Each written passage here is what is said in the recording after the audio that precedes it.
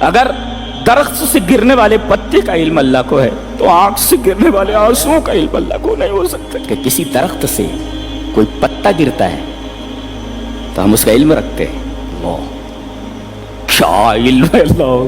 دنیا میں کتنے درخت ہیں، کوئی پتا گرتا ہے تو ہم اس کا علم رکھتے ہیں۔ ایسا علم والا ایک مفسر تفسیرہ کرتے ہوئے لکھتا ہے کہ اگر درخت سے پتا ٹوٹ کر گرتا ہے تو اللہ اس پتے کے بارے میں علم رکھتا ہے، تو کوئی محتاج، کوئی مظلوم، کوئی گنہگار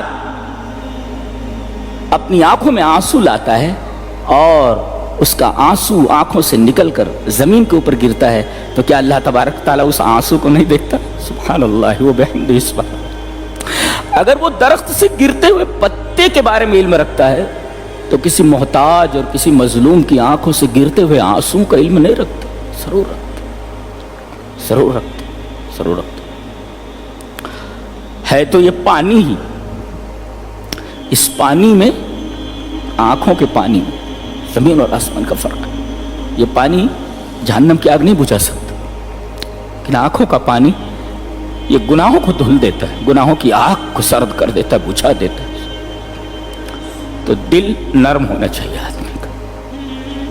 مفسر نے بڑا پیارا تفسیرہ کیا کہ اگر درخت سے گرنے والے پتے کا علم اللہ کو ہے تو آنکھ سے گرنے والے آنسوؤں کا علم اللہ کو نہیں ہو سکتا۔